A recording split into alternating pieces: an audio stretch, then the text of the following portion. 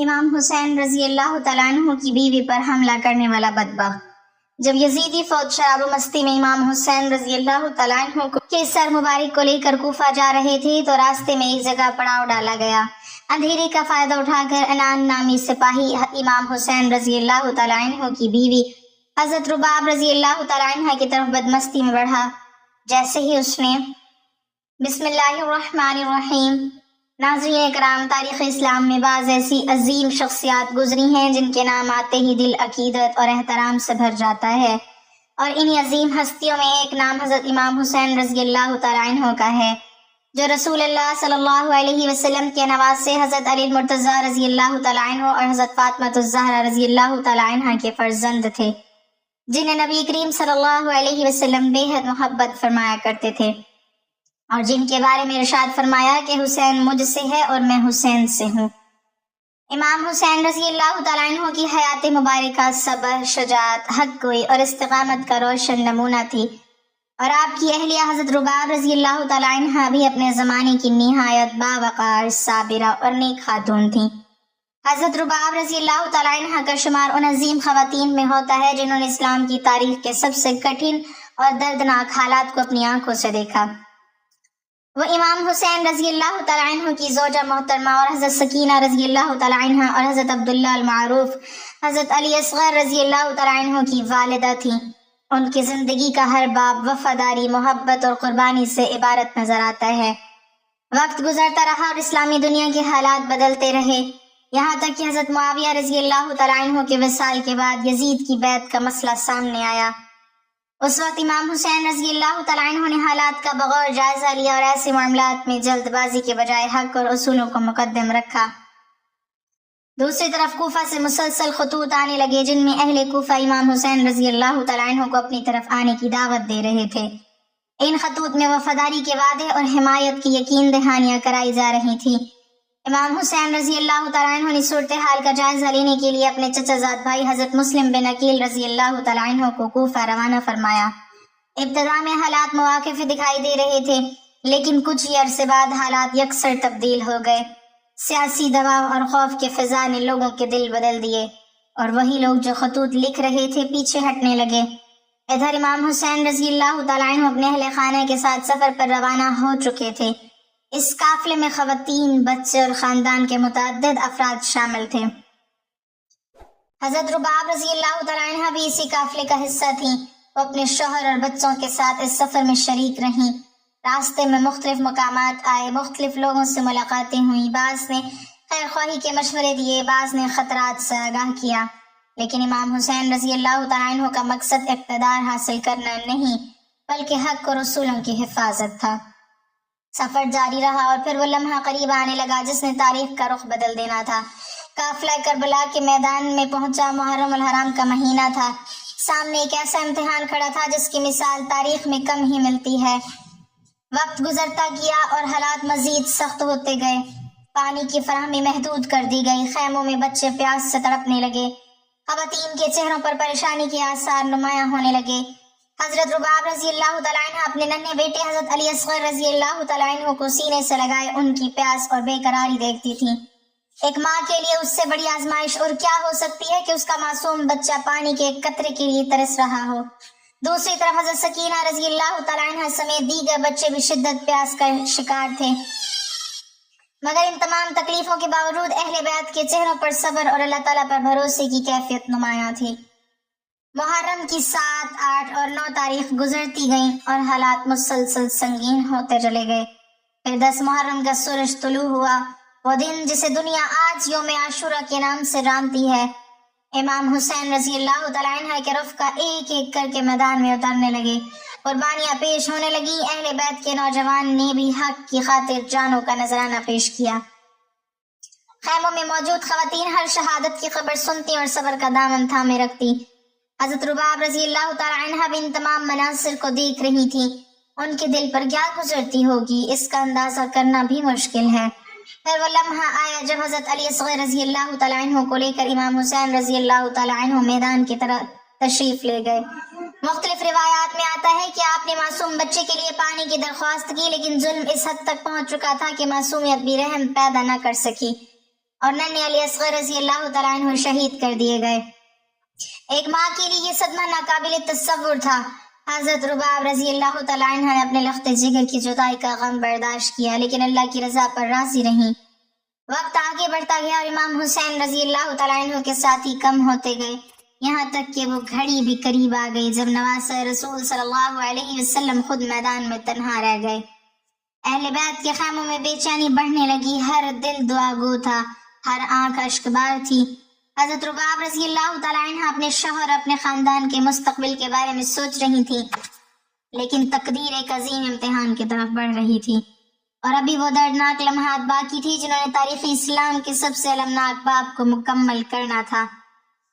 عاشورہ کے دن سورج آسمان پر بلند ہو چکا تھا اور میدان کربلا میں حق اور باطل کے درمیان آخری معرکہ اپنے اختتامی مراحل میں داخل ہو رہا تھا۔ امام حسین رضی اللہ تعالیٰ عنہ کی جانثار ساتھی ایک ایک کر کی جام شہادت نوش کر چکے تھے۔ اہل بیت کے نوجوان بھی اپنی جانوں کا نذرانہ پیش کر چکے تھے۔ خیموں میں موجود خواتین اور بچے ہر گزرتے لمحے کے ساتھ حالات کی سنگینی کو مزید محسوس کر رہے تھے۔ حضرت رباب رضی اللہ تعالیٰ عنہ کے دل پر پہلے ہی اپنی شیر خوار بیٹے حضرت علی اصغر رضی اللہ تعالیٰ عنہ کی جدائی کا زخم تازہ تھا، لیکن آزمائشوں کا سلسلہ ابھی ختم نہیں ہوا تھا۔ میدان سے اٹھنے والی گرد، گھوڑوں کی ٹاپوں کی آوازیں اور تلواروں کی جھنکار اہل بیت کے خیموں تک پہنچ رہی تھی۔ ہر دل اپنے محبوبوں کی سلامتی کی دعا کر رہا تھا، مگر تقدیر نے تاریخ کے ایک عظیم باب کو رقم کرنا تھا۔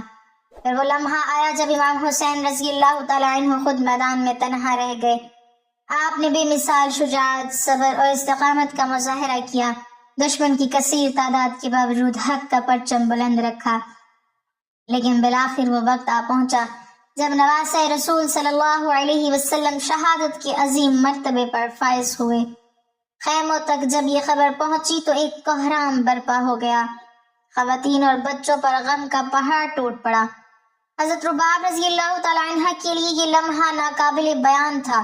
ایک ہی دن میں انہوں نے اپنے ننھے بیٹے اور اپنے شوہر دونوں کی جدائی کا صدمہ برداشت کیا، لیکن اس کے باوجود اہل بیت نے صبر کا دامن ہاتھ سے نہیں چھوڑا۔ امام حسین رضی اللہ تعالیٰ عنہ کی شہادت کے بعد دشمنوں نے خیموں کا رخ کیا۔ مختلف تاریخی روایات میں ذکر آتا ہے کہ خیموں میں خوف و ہراس کی فضا پیدا ہو گئی، بچے اپنی ماؤں سے لپٹ گئے، خواتین ایک دوسرے کو تسلی دینے لگیں۔ آگ اور دھوئیں کے درمیان اہل بیت کی آزمائش مزید بڑھ گئی۔ حضرت زینب رضی اللہ تعالیٰ عنہ نے اس نازک موقع پر غیر معمولی ہمت اور قیادت کا مظاہرہ کیا۔ انہوں نے بچوں اور خواتین کو سنبھالا، انہیں ایک جگہ جمع کیا اور ہر ممکن کوشش کی کہ خوف کے اس عالم میں قافلہ منتشر نہ ہو۔ حضرت رباب رضی اللہ تعالیٰ عنہ بھی دیگر خواتین کے ساتھ موجود تھیں۔ ان کے دل میں شوہر اور بیٹے کا غم معجزن تھا، لیکن انہیں حضرت سکینہ رضی اللہ تعالیٰ عنہ اور دیگر بچوں کی بے فکر تھی۔ رات آہستہ آہستہ میدان کربلا پر اترنے لگی، لیکن یہ عام راتوں جیسی رات نہ تھی۔ ہر طرف غم، درد اور جدائی کی کیفیت طاری تھی۔ اہل بیت کے خیموں میں موجود ہر فرد اپنے کسی نہ کسی عزیز کی جدائی کا دکھ اپنے دل میں لیے بیٹھا تھا۔ معصوم بچے اپنے شہید ہونے والے باپوں، بھائیوں اور چچاؤں کو یاد کر رہے تھے۔ خواتین کی آنکھوں سے آنسو تھمنے کا نام نہیں لے رہے تھے، لیکن ان تمام حالات کے باوجود اللہ تعالیٰ پر یقین اور صبر کی روشنی ان کے دلوں میں موجود تھی۔ رات گزری تو ایک نیا مرحلہ شروع ہوا۔ اہل بیت کے افراد کو قیدیوں کی صورت میں سفر کے لیے تیار کیا جانے لگا۔ یہ ایک ایسا منظر تھا جس کا تصور بھی دل کو رنجیدہ کر دیتا ہے۔ وہ خاندان جس سے رسول اللہ صلی اللہ علیہ وسلم کی نسبت تھی، وہ خاندان جس کے افراد نے اسلام کے لیے بے شمار قربانیاں دی تھیں، اب آزمائش کے ایک نئے مرحلے میں داخل ہو رہا تھا۔ حضرت زینب رضی اللہ تعالی عنہ، حضرت ام کلثوم رضی اللہ تعالی عنہ، حضرت رباب رضی اللہ تعالی عنہ، حضرت سکینہ رضی اللہ تعالی عنہ اور دیگر خواتین اور بچے ایک قافلے کی صورت میں جمع کیے گئے۔ حضرت امام زین العابدین رحمہ اللہ بھی بیماری کی حالت میں موجود تھے۔ قافلے کے ہر فرد کے چہرے پر غم کے آثار نمایاں تھے، لیکن ان کے دل اللہ کی رضا پر مطمئن تھے۔ سفر کا آغاز ہوا تو کربلا کا میدان پیچھے رہ گیا، مگر اس میدان کی یادیں ہمیشہ کے لیے اہل بیت کے دلوں میں نقش ہو چکی تھیں۔ حضرت رباب رضی اللہ تعالیٰ عنہ جب اپنے ارد گرد نظر دوڑاتی تو انہیں اپنے شوہر امام حسین رضی اللہ تعالیٰ عنہ اور اپنے بیٹے حضرت علی اصغر رضی اللہ تعالیٰ عنہ کی یاد آتی۔ وہ مقام جہاں ان کے پیارے شہید ہوئے تھے اب نظروں سے اوجھل ہو رہا تھا، لیکن دل سے کبھی دور نہ ہو سکتا تھا۔ قافلہ آہستہ آہستہ آگے بڑھ رہا تھا۔ راستے میں مختلف لوگ اس قافلے کو دیکھتے، بعض لوگ حقیقت سے ناواقف تھے اور بعض حقیقت جان کر اشکبار ہو جاتے تھے۔ اہل بیت کے چہروں پر غم اور وقار دونوں نمایاں تھے، ان کی خاموشی بھی بہت کچھ بیان کر رہی تھی۔ حضرت رباب رضی اللہ تعالیٰ عنہ اپنی بیٹی حضرت سکینہ رضی اللہ تعالیٰ عنہ کو تسلی دیتی اور خود بھی صبر کی تلقین کرتی۔ یہ سفر صرف جسمانی سفر نہ تھا بلکہ صبر، استقامت اور ایمان کا ایک عظیم امتحان تھا۔ دن گزرتا گیا اور قافلہ اپنی منزل کی طرف بڑھتا رہا، لیکن ہر قدم کے ساتھ اہل بیت کے دلوں میں کربلا کی یادیں تازہ ہوتی جا رہی تھی۔ کوئی اپنے بھائی کو یاد کرتا تھا، کوئی اپنے والد کو، کوئی اپنے بیٹے کو اور کوئی اپنے شوہر کو۔ حضرت رباب رضی اللہ تعالیٰ عنہ کے لیے بھی ہر لمحہ آزمائش سے بھرپور تھا، لیکن انہوں نے کبھی شکوہ نہیں کیا بلکہ صبر و رضا کا راستہ اختیار کیا، اور اسی صبر نے انہیں تاریخ اسلام کی عظیم خواتین میں شامل کر دیا۔ قافلہ اب کربلا سے دور جا رہا تھا اور آگے ایسے واقعات منتظر تھے جو اہل بیت کے صبر، حکمت اور استقامت کو پوری دنیا کے سامنے نمایاں کرنے والے تھے، اور انہی واقعات میں کوفہ کی سرزمین پر پیش آنے والے وہ مناظر بھی شامل تھے جنہیں تاریخ آج تک فراموش نہیں کر سکی۔ کربلا سے روانہ ہونے والا اہل بیت کا قافلہ آہستہ آہستہ کوفہ کی طرف بڑھ رہا تھا۔ راستے بھر غم، خاموشی اور یادوں کا ایک عجیب عالم طاری تھا۔ ہر چہرہ کسی نہ کسی جدائی کا نشان اپنے ساتھ لیے ہوئے تھا۔ حضرت رباب رضی اللہ تعالیٰ عنہ کبھی اپنی بیٹی حضرت سکینہ رضی اللہ تعالیٰ عنہ کو دیکھتی تو انہیں حضرت علی اصغر رضی اللہ تعالیٰ عنہ یاد آ جاتے۔ کبھی کربلا کے وہ آخری لمحات نگاہوں کے سامنے آ جاتے جب امام حسین رضی اللہ تعالیٰ عنہ اپنے اہل و عیال کو اللہ کے سپرد کر کے میدان کی طرف روانہ ہوئے تھے۔ سفر کے دوران اہل بیت کے افراد نے بے شمار تکلیفیں برداشت کیں، لیکن ان کے صبر اور وقار میں کوئی کمی نہ آئی۔ جب قافلہ کوفہ کے قریب پہنچا تو وہاں کے بہت سے لوگوں کو حقیقت کا اندازہ ہونے لگا۔ بعض لوگ جو پہلے حالات سے بے خبر تھے اہل بیت کو دیکھ کر رونے لگے، بعض اپنے کیے پر نادم ہوئے اور بعض کے دل خوف اور پشیمانی سے بھر گئے۔ کوفہ کی گلیوں اور بازاروں میں جب اس قافلے کا گزر ہوا تو مختلف رد عمل سامنے آئے۔ کہیں خاموشی تھی، کہیں آہیں تھیں اور کہیں آنسو تھے۔ حضرت زینب رضی اللہ تعالیٰ عنہ نے اس موقع پر جو صبر، حوصلہ اور حکمت کا مظاہرہ کیا وہ تاریخ کا روشن باب بن گیا۔ اہل بیت کے وقار نے بہت سے لوگوں کے دلوں کو بدل دیا۔ حضرت رباب رضی اللہ تعالیٰ عنہ بھی اس سارے منظر کو دیکھ رہی تھی۔ ان کے دل میں شوہر اور بیٹے کی جدائی کا درد تھا، لیکن وہ اللہ تعالیٰ کی رضا پر راضی تھیں۔ کوفہ میں قیام کے دوران اہل بیت کے مصائب کا سلسلہ ختم نہیں ہوا۔ پھر قافلے کو شام کی طرف روانہ کیا گیا۔ یہ سفر بھی آسان نہ تھا، راستے لمبے تھے، حالات سخت تھے اور دل غم سے بھرے ہوئے تھے، لیکن اہل بیت نے ہر مرحلے میں صبر کا دامن تھامے رکھا۔ شام کے سفر کے دوران مختلف علاقوں سے گزر ہوتا رہا۔ لوگ اس قافلے کو دیکھتے اور حیران ہوتے کہ آخر یہ کون لوگ ہیں جن کے چہروں پر غم بھی ہے اور وقار بھی، آزمائش بھی ہے اور صبر بھی۔ راستے کے کئی مناظر تاریخ کے صفحات میں محفوظ ہو گئے اور اہل بیت کی استقامت نے ہر دیکھنے والے کو متاثر کیا۔ حضرت رباب رضی اللہ تعالیٰ عنہ کی زندگی کا یہ سب سے مشکل دور تھا۔ ایک طرف شوہر کی جدائی، دوسری طرف معصوم بیٹی کی شہادت اور پھر قید و سفر کی مشقتیں، لیکن اس کے باوجود انہوں نے اپنی ایمان اور صبر کو کمزور نہیں ہونے دیا۔ وقت گزرتا رہا اور قافلہ اپنی منزلوں کی طرف بڑھتا رہا۔ اسی دوران اہل بیت کے بارے میں مختلف روایات اور حکایات بھی لوگوں کے درمیان مشہور ہونے لگیں۔ بعض واقعات مستند تاریخی کتب میں ملتے ہیں اور بعض عوامی روایتوں کی صورت میں نسل در نسل منتقل ہوتے رہے۔ انہی مشہور حکایات میں ایک واقعہ حضرت رباب رضی اللہ تعالیٰ عنہ کے بارے میں بھی بیان کیا جاتا ہے، اگرچہ اس کی تفصیلات مختلف لوگوں نے مختلف انداز میں نقل کی ہیں۔ کہا جاتا ہے کہ جب قافلہ ایک مقام پر رات کے وقت ٹھہرا ہوا تھا تو لشکر کے بعض افراد غفلت اور بے براہ روی میں مبتلا تھے۔ انہی میں سے ایک شخص کے بارے میں بعض عوامی روایات میں ذکر ملتا ہے کہ اس نے حضرت رباب رضی اللہ تعالیٰ عنہ کی طرف بری نیت سے بڑھنے کی کوشش کی۔ روایت کے مطابق وہ شخص اندھیرے کا فائدہ اٹھاتے ہوئے آگے بڑھا، لیکن اچانک اس کے ساتھ ایک غیر معمولی واقعہ پیش آیا۔ بعض لوگ کہتے ہیں کہ اسے شدید خوف نے آ لیا، بعض کہتے ہیں کہ وہ راستہ بھول گیا، بعض روایتوں میں ہے کہ وہ گر پڑا اور بری طرح زخمی ہو گیا، جبکہ بعض بیانوں میں اس سے بھی مختلف تفصیلات ملتی ہیں۔ اس حکایت کو بیان کرنے والے اسے اہل بیت کی کرامت اور اللہ تعالیٰ کی حفاظت کی ایک مثال قرار دیتے ہیں۔